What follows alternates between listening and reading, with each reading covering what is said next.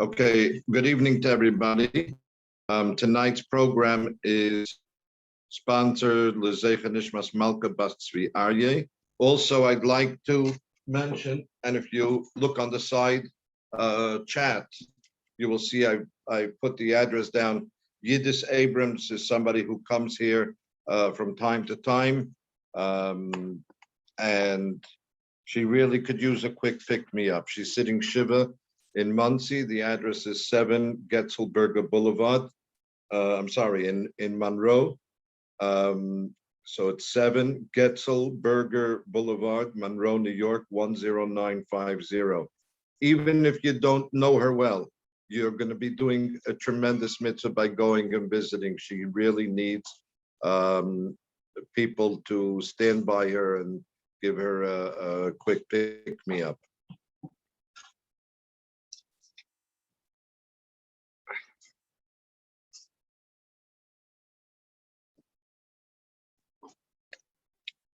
In this week's Parsha, it talks about how the Bnei Yisrael traveled in the Midbar, and it discusses that these are the travels, and then it goes through, here they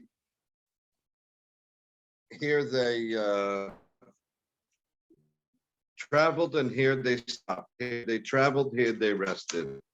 Basically, they rested 42 times in 40 years, and they traveled, obviously in between. So if you want to say on average, it's about a year each stop. Some were shorter, some were longer. So the question is, what's more important? Is the traveling the more important? Is the stopping the more important? And what is the significance that the Torah is constantly mentioning it? I should say mentioned several times in the Torah. In addition, now before the Yidden were going into Eretz Yisrael, it's mentioning that these are their travels and their encampments. So the Medrash Tanchuma says that it's a mashal for a king. The king had a son that was extremely ill, and he went to search for the best doctors, and he was traveling, and one day he traveled here, it was cold, the next day it was raining, the next day it was sunny, the next day it was hot, and here they had some place to stay comfortable. Here was a place where they had some place to eat, and so on and so forth. And on the way back, after the child was healed, so it says that the king stopped in all the same places and recounted what happened on the way to find the right doctors, to find the right medicines. And he tells his son, over here it was raining, and over here it was hot, and over here it was cold, and over here the food was good, here the food wasn't good. What is the significance? So if you look at the Yidden, they traveled in the desert. There were many times that everything flowed smoothly. And on the other hand, there were times where it didn't flow so smoothly. If you want to say, they stopped by, they complained that they were thirsty.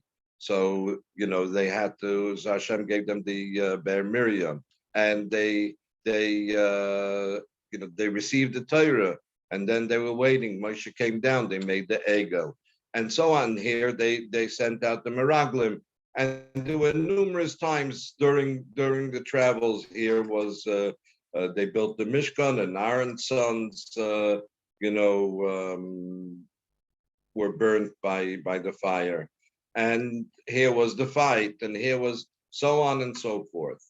So what is the significance? What is the comparison? In the story of the king, it's talking that the people went back on their way to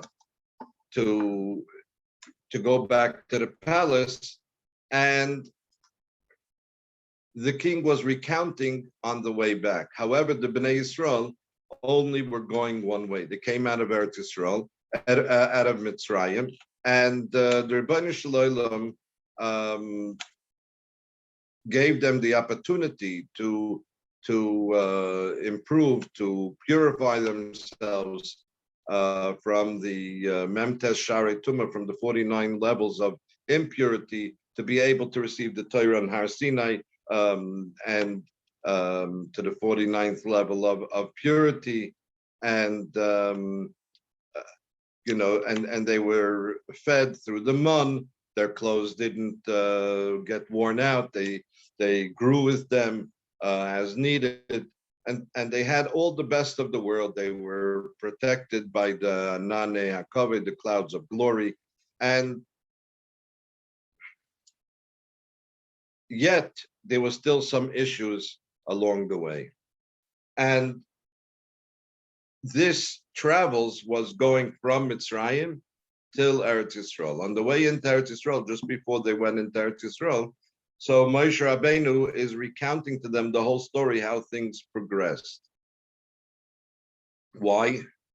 Very simple. I remember I was told a mashal was told by a wealthy millionaire. He was talking about looking towards the future. He said, every time you get into your car, you have this huge windshield. And why do you have a windshield? So you can look forward, you can see everything that's coming up in front of you. But in the middle of the windshield, you have a mirror. And that mirror takes up about 1/100th of the size of the average windshield. So why do you need something that's blocking your vision if you're supposed to be going forward? And the answer to that is that we should always look back somewhat to see where we're coming from. And recanting the travels and the travails is sometimes a way of growth. So too, a person, as they go through life, they have many travels and travails, and difficult days and better days. When a person really looks back at their life, after many years, then they can say to themselves, it wasn't so bad. Now from that I've learned many things, and so on and so forth.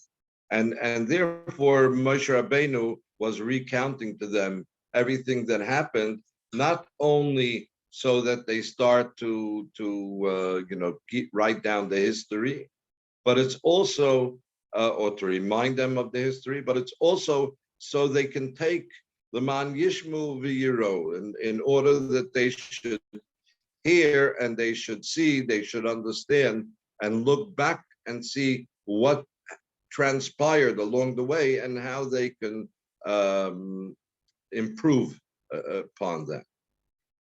I remember hearing a story, I believe from the Kotzker Rebbe, that they say that one day a very wealthy man came to him and said to him, Rebbe, I need for you to come to my son's wedding. And so the Rebbe said to him, I really don't go away from my shul, my bismedrash, my house, because every time I travel, it wastes a lot of my time, and I have many things that I must do. And he says, so I'm very sorry, but I really can't come. And the Yid was begging and begging until finally the Kotzker Rebbe gave in. And he said to the man, he says, okay, I'll come on the condition that you send the wagon, horse and buggy, and to pick me up. And it should be only a few minutes more than the amount of time it takes to travel from my house to the wedding. So in other words, let's say an hour and 10 minutes before the wedding, you should send the balagala, you should send the horse and buggy to pick me up.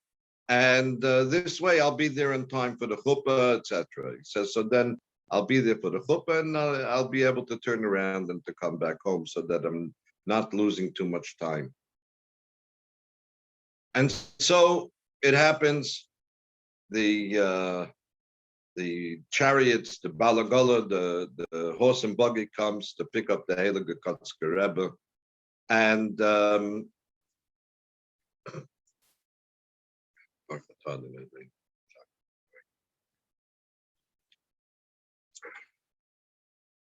the chariot comes and takes the Kotzker Rebbe to the Chasana, and they come to the chuppah, and the Kotzker Rebbe is winching Mazel Tov to everybody, etc. People came over to him and asked for some brachas, and he gave them brachas. And he figured, okay, so now that the chuppah is over, he's ready to bid goodbye to the people so that he can go back home. And sure enough, the father of the chassan comes over to him and says, Rebbe, you're ready here. Please, come and wash, at least eat something. I really would love that you should you should be part of the wedding. The chassan Kala would be so happy that you should be here, etc., etc. And the Kotzker Rebbe gave in, and he decided that he's going to go and wash his hands and sit down and eat something. So he ate the first course, probably the knish with the vegetables on the side or whatever it was. And he's sitting there, and then again, the father comes over to the Kotzker Rebbe and says to him, Rebbe, you're already here. Maybe stay a little bit longer, so that you can dance with the chassan. Okay, so the Kotzker Rebbe, gave in, and he goes and goes to dance with the chassan, and everybody was dancing around. It was amazing, amazing. The kedusha, the fire, the sparks that came out of those dances. And after the dance, the Kotzker Rebbe says, okay, I have to go home. I don't want to waste any more time. And the father of the chassan comes back to him and says, Rebbe, please, at least make a l'chaim. And he brings him a bottle, and he brings him a cup, and he puts in the schnapps inside, and the Rebbe makes the bracha. He lifts up his cup, he says l'chaim, he gives brachas, and he's getting ready to go. And the father of the chassan says, Rebbe, please, they're going to serve the main course. You're already here. At least you should eat the main course. And again, the Kotzker Rebbe starts to say, it's really, I can't. And the father begs him. He says, please, it's the biggest thing for us that you're here for our simcha. Just stay a few more minutes, and you eat the main course. So, okay, so he sits down and he eats the main course, and they dance again.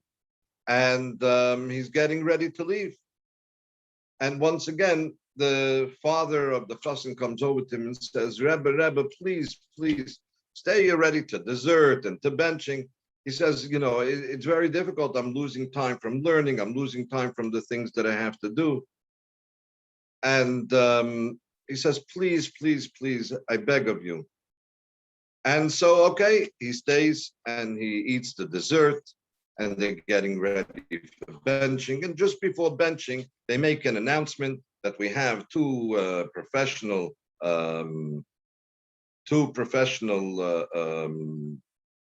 entertainers, and they're going to come and they're going to do a whole play.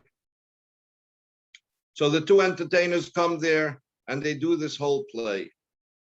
And part of the play, they make a story about two Yidden, and the two Yidden have a lot of real estate, and they're buying things and selling things.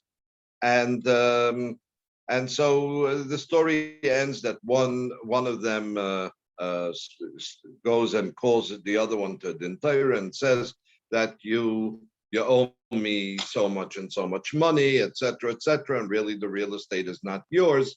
It's partially mine, and what should we do, etc., etc.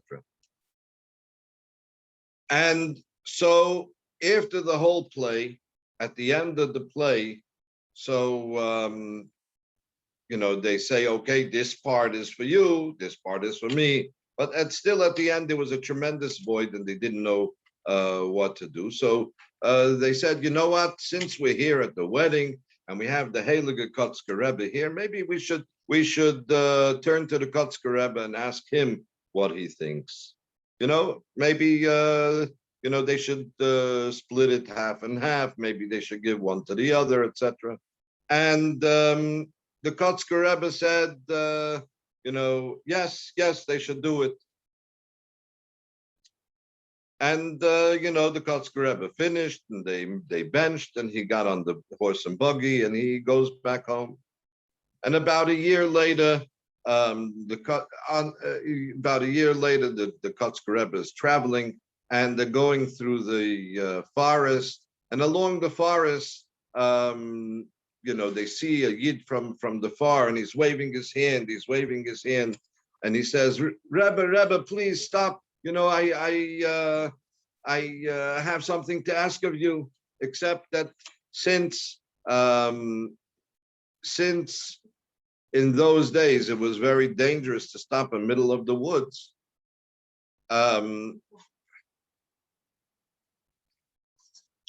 Since in those days it was very dangerous to travel in the woods, so the Rebbe said, stop from a distance and let's see if this is really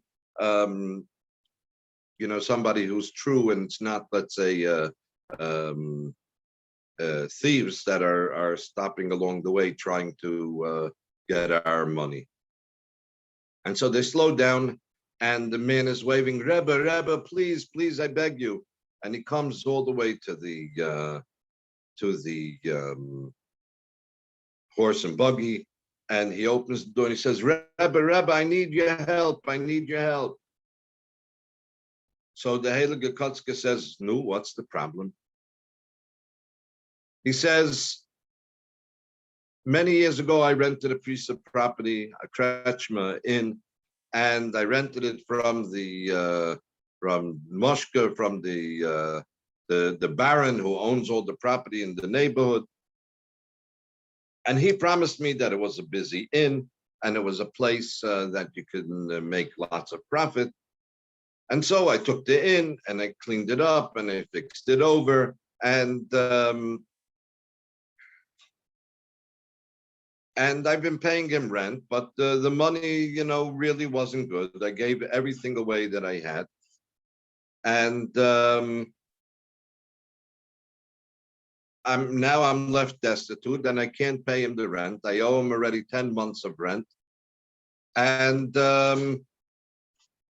I don't know what to do. And he told me that on Tuesday, not Torah Tuesday, but on Tuesday next week, we're going to go to court, and whatever the judge is going to say, if not, if you don't pay up the rent, etc., we're going to have to lock you up and your family until you figure out a way of paying me.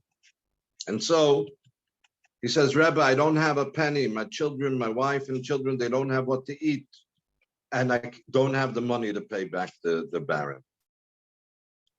And so the Rebbe says, okay, the Rebbe sticks his hand in the pocket, the Gevir, where he went to the wedding, gave him 300 gold coins. And he takes the 300 gold coins and he takes it and he puts it directly into the hand of the man who was begging for help. And so the man looks at the coins and he says, Rebbe, I understand it's 300 gold coins, but I need 10,000 gold coins. Says the 10,000 gold coins, without the 10,000 gold coins, I won't be able to survive. They're going to take me, they're going to lock me up. They don't care that I pay partial. And so the Rebbe is thinking for a moment and he says, you know what, give me back the money. Says, I finally figured out why it was that I had to go to this chasana last year. Says, I went to the chasana, and even though I said I'm only going for the chuppah, somehow I ended up staying for the farshpais, for the dancing, for the main course, for the dessert, even for the play that I was ready to leave. Says, now I understand. I understand that you don't have to worry. The Rebbeinu Shalom, even though you're going to be going to court tomorrow with this Baron, You don't have to worry. Hashem is going to take care of everything. But I'm going to give you, here's 10 gold coins. This way, as soon as you go home, you can buy for your wife and kids, you can buy them food, and you should have plenty what to eat, etc. Anyhow, the Rebbe pinches him on, so he goes home. And his wife says, no, did you get money? What did the Rebbe say, etc., etc.? And so he says, the Rebbe said that I shouldn't worry. He gave me 30 gold coins or whatever it was, 10 gold coins. And he says, here, we're going to take this money and we're going to go now and buy food and we'll be able to live. And he says, don't worry, the Rebbe Sham's going to take care of everything. So, he says the Rebbe Sham's going to take care of everything. So, Mekabel, you're happy. And sure enough, on Tuesday morning, there's a big bang on the door. And he opens the door and he says, Baron, please, I tried to get the money. It just didn't work. But I'm working very hard. I'll get it for you. So he says, you know what? Come inside the house. I want to talk to you. So he takes the Baron inside the house. And the Baron says to him, I want to tell you something. I am very ill. And in order for me to try to heal, I'm going to have to go in a distant country. And so what I'm doing to you is, because I know that you're the most trustworthy person that I've ever dealt with, so I'm going to give you all the titles to all my properties, to everything I own, to my bank accounts, etc. And if I don't come back in 1 year, then it all belongs to you. And Kachava, the Baron didn't come back after a year, and the Yid was left with all the Baron's properties, not only the inn that he was running, but all the other properties. And therefore, sometimes we have to look at it that many times we go again through trials and tribulations, as I mentioned earlier, with regards to this week's Parsha, that Moshe was recounting to them all the stops that they made, so that they look at it and realize that they were difficulties, they were things that perhaps shouldn't have been done. But now that you can look in the rear view mirror, you realize that it wasn't as bad, or it could be much better, and you learn from your mistakes. Shem should help that each of us should be able to look at our past and learn from our mistakes and improve on it and to build on it in positive directions. And we should be zeicha to the coming of Mashiach b'meir v'yameinu. Amen. And now I'm going to give over the microphone to Rabbi Young, who is our main speaker always on Tuesday nights. Good. I'm glad you were still continuing. I was afraid I might be late. Okay, very good. Good.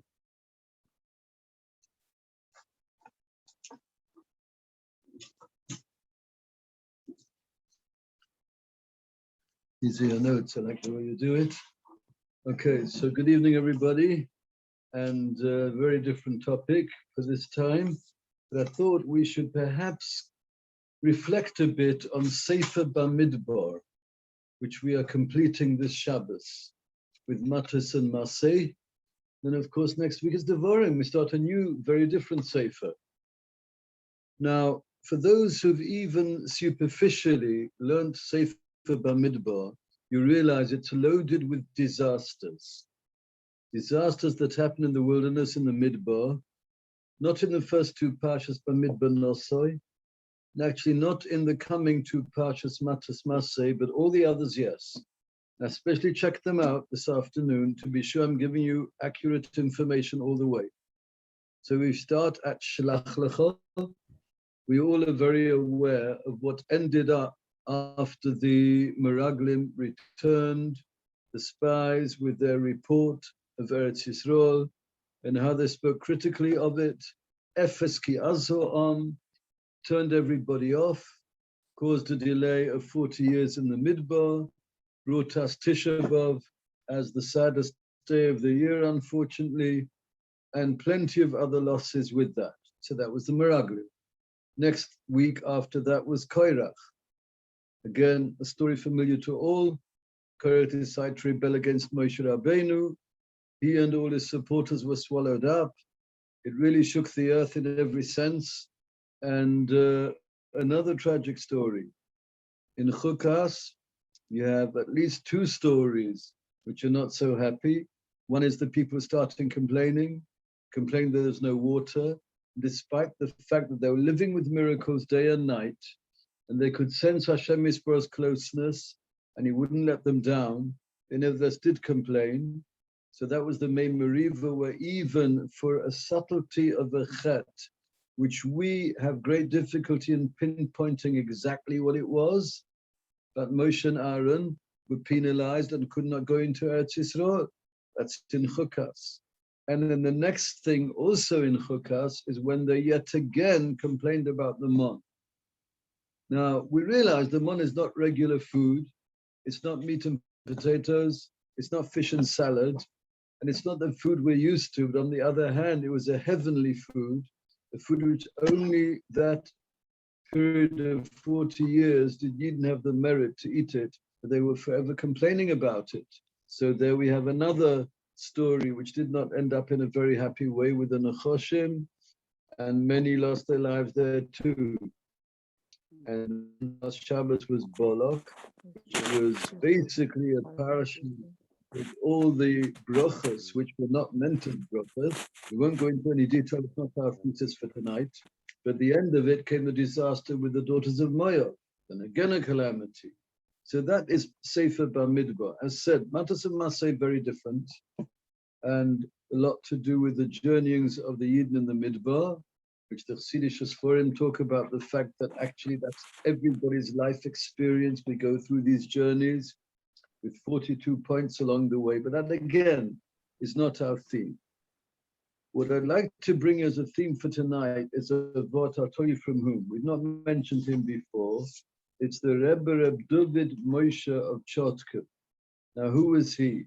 The Rizhiner, I would like to think, is a name familiar to all, the Heilige Rizhiner, who is a Rebbe who left after himself an unbelievable set of generations of Gedolim with Tzaddikim. Now, we live here in Monsey, so we have buried not far the Ribnitzer, whatever you want to call him. His own Rebbe, was Stephanishta, the second one of the two of them, also from the line, the dynasty of Rish. And whether you're talking of Chotkiv, whether you're talking of Beshatten, whether you're talking of Behush, whether you're talking of Sadiger, all these are offshoots of Rish. So one of the greatest of the six sons of the Heilige Rizhiner was this first Chotkiver, who people felt was more of a malach than a human being. So it brings here Dvar Torah that he once said out of all times on Sukkot, the Sukkot evening at the celebration called Simchas Beis HaShoeva, because it is representative of an event which took place in the Beis HaMikdash, which of course we don't have, which we spoke about last week, to focus this time of the year on the missing organ. But in that connection, he brings a posuk in Koheles, which we'll carefully go through. Al toimer, do not say, says the posuk in Koheles, sha'yomim horishonim hoyotoivim miyela, that the earlier days were better than these, and the posuk concludes, ki loy mechachma she'al tolzeh. It sounds as though it's obvious, the days of all the miracles, the days of revelation, the days that we all learn about in Chumash, but actually it's not necessarily a profound insight when people seem to feel that if only I was around in those days, and now we live a very ordinary, mundane life. We certainly don't have the revelations they had at that time, and maybe they were better off than us.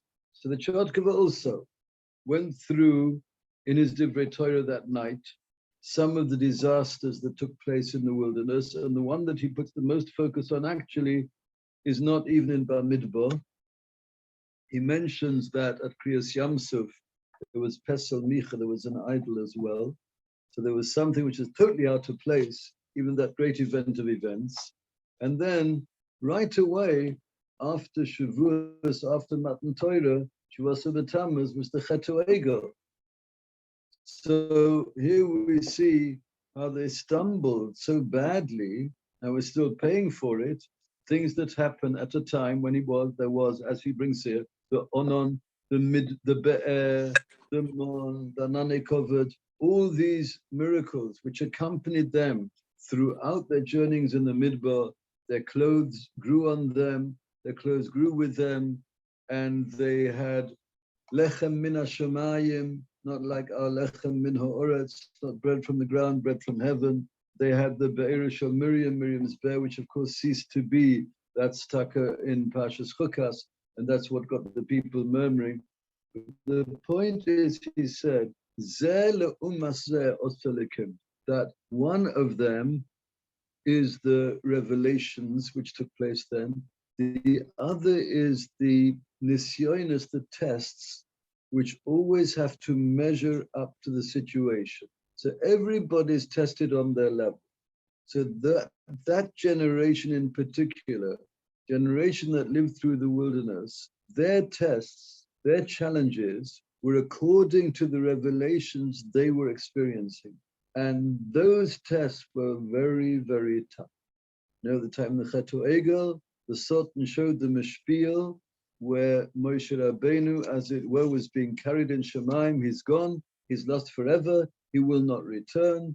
And of course, that gave the Erev Rav a key to do their bit and to make the greatest commotion, the greatest disturbance possible, and to cause what we all know emerged from that story.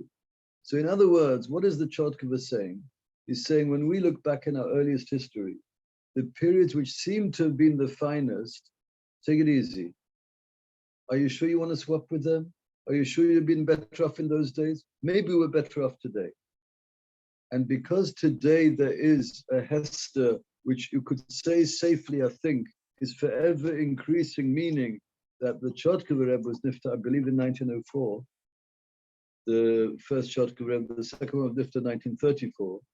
So between then and now, in 2021, we've also dropped. But on the other hand, when you look at it positively, since there's so much Hester hiddenness of the presence of Hashem, and so many who deny Hashem totally, that means that those of us who hang in there and remain loyal, the value of that is incomparably greater than the value of a person doing even more Mesiras Nefesh in the early days.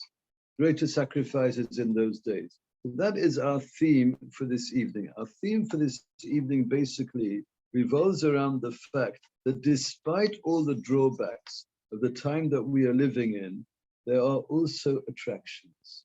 There are also features which are definitely positive. Now, what is our situation today? We can't kid ourselves that there are no challenges. That's nonsense. Of course, there are challenges. And some of us have a hard time with them, some more, some less.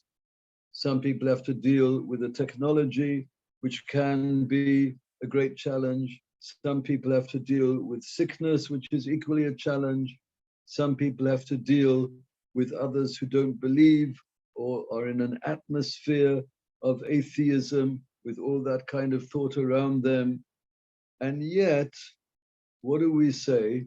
That today it would be easier to make the breakthrough than it was then. Because again, the intensity of the test was far greater in those days. So however great they were, but they were tested to their limits, and therefore many times they fell. Today, with a bit of determination, not saying you can do away with determination, a bit of resilience and determination, we can in fact achieve a lot that they would have had far greater difficulty to achieve. The Beis Avraham was the Slonim Rebbe who was nifta in 1933. Some people may have heard of the Nasiv Sholem, that was his greatest Talmud. It was not a relative, it was a great Talmud of his, and it's through the Nasiv Sholem that we have the teachings of the Beis Avraham. And he wrote in the Sefer Beis Avraham that what tzaddikim had to work extremely hard to really get close to Hashem Mizborach in the early days. And he actually says it in Parshas Maasei this week, the last Parsha of Bamidbar. He said, today with little effort, a Yid can make the same strides forward, achieve the same closest to Hashem, and maybe even overtake the levels that were accomplished in those days. So says the Beis Avraham. And the Beis Avraham was the type, it's very interesting, when he spoke, he would give his mussar and he would not mince his words, but he would always end off with chizuk. That was his style. And the Slonim Rebbe, the Beis of the Nesiva Shalom describes, what it was like to be in his presence, because that ended in 1933 in his nift at the young age of 48. But the inspiration was beyond words, that's for sure. So here we see that because we're living in this time, because it's ikvasa de Mashiach, meaning that our neshomas, our souls, are like the akev, like the heel, are very relatively plain neshomas. Number one, when we do slip up, the damage is nothing compared to the damage in earlier generations. Number two, our achievements, however minor, are considered in Shemayim, considered in heaven, to be of tremendous consequence, which means basically that we're already established from such great people that we have opportunities today which were not available in previous generations. And so the mitzvahs that we do, even with their chesroinus, with their shortcomings, with their imperfections, are valuable beyond belief. We'll come back to that in a moment. And we might ask a question, which many have asked, if the earlier generation were not meriting Mashiach, it didn't come in their time, and there's still so much work to be done, how can we hope on the modest level that we are, that we will ever make the breakthrough? But the answer is, we don't look at the performance, we look at it relative to the time we're living, relatively to who we are, relative to the tools we have at our disposal, and therefore with much, much less, we can achieve much, much more today. So we have no clue when somebody takes a glass to drink there, a bit of water, a bit of orange juice, whatever it is, and makes a bracha shehakol. And who is talking about when they think what they're saying, this accomplishment is probably much more than a full Shabbos davening. I wasn't asking for a glass of water. Is much more than when a person in those days davened a whole, whether it's a whole Shabbos or a whole Yom Tov. So it is not, says the Rambam in Hilchos Tshuva, weighed up the way we would mathematically. Only Hashem knows how to value it. Only Hashem knows how to value a mitzvah which we perform nowadays, and only Hashem knows how much damage, and it's certainly not as was in the past, a chet of today would create. So therefore, what we're saying today is that the opportunities are really quite unbelievable.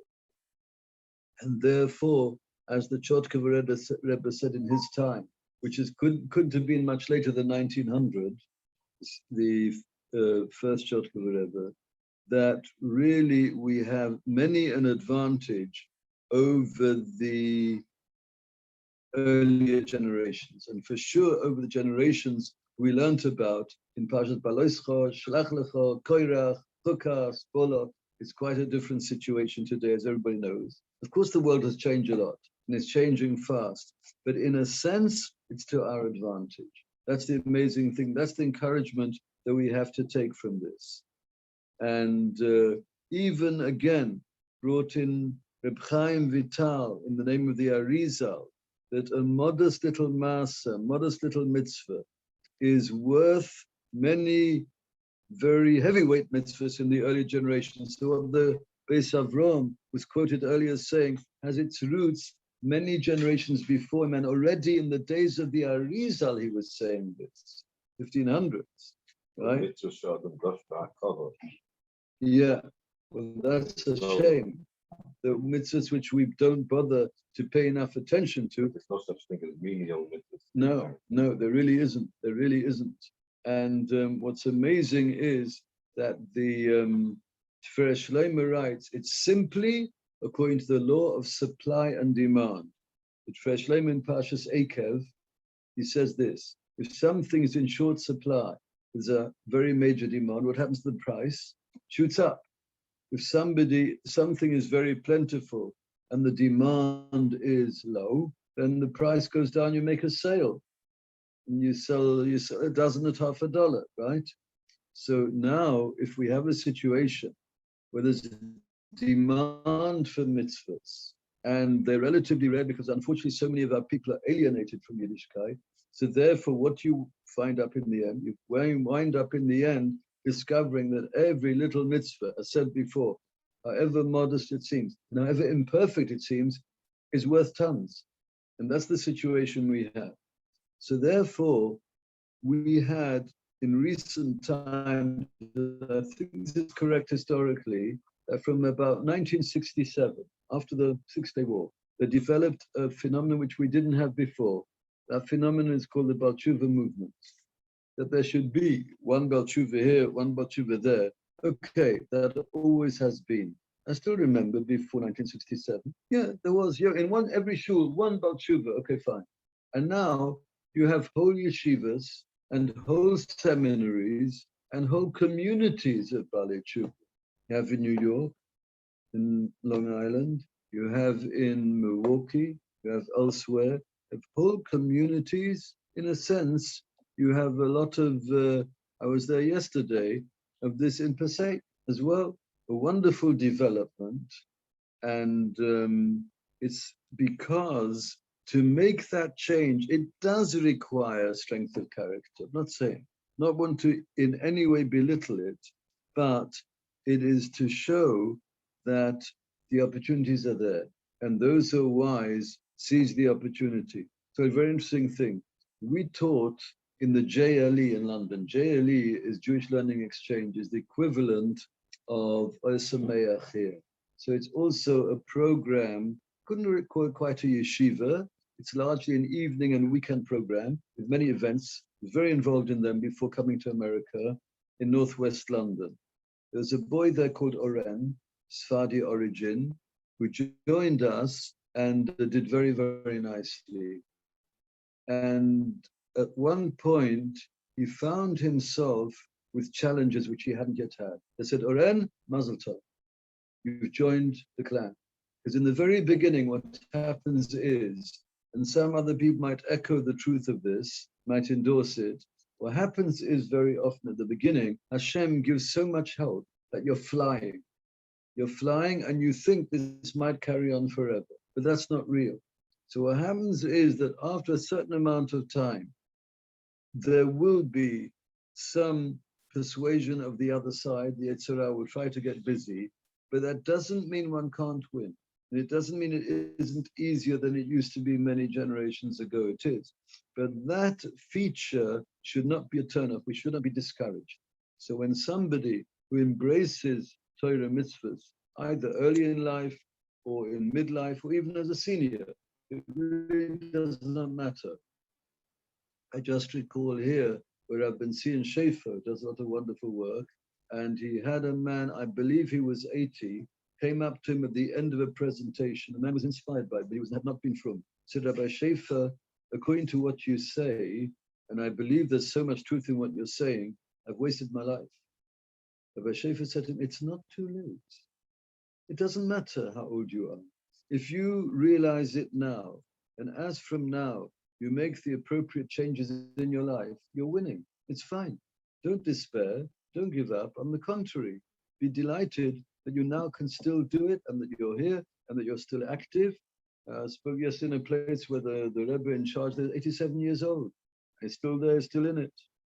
So there we go.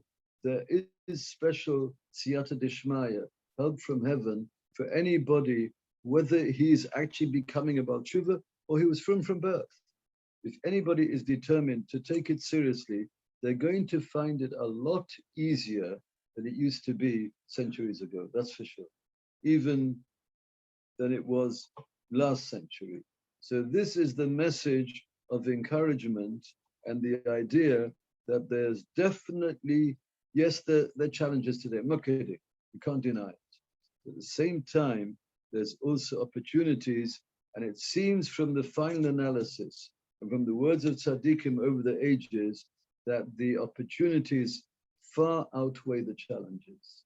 and that one bit of commitment and determination is going to make all the difference.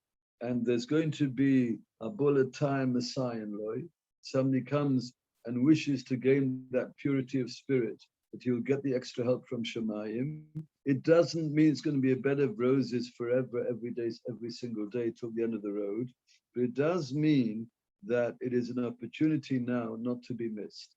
And for sure, to wake up only when Mashiach comes is too late. It doesn't mean it's worthless, but the thing is to be loyal to Hashem now, at a time of Hester, at a time when there are nisyotness, there are challenges, and when many unfortunately have lost their way, and to, despite it, be firm and to show the resilience, that is what it's about. And that is the opportunity we have now, and to take advantage of it before Mashiach arrives, which is going to be pretty soon, as everybody says. And that is where the wisdom lies, to use this opportunity today and not delay it one moment. And mitzvah boliyotcha tach mitzana, the mitzvah opportunity that comes our way. I'll tell you a nice little story. Last night, so I came here for Mariv. Today I missed the mincha I used to go to because it was downpour, the storm. So I daven mincha and Mariv. My evening seder was a bit different. But usually I daven Mariv. I come here at 9:15 for Mariv. So as I came, and not being a youngster, so a little boy, a Chassidish little boy with a whole levush, and he opened the door. I said, "You don't know what a big mitzvah you've just done. For a senior person, and you open the door and you show him a respect." But no idea. So when I was leaving, that same boy, I think he maybe just went before me and he held the door open.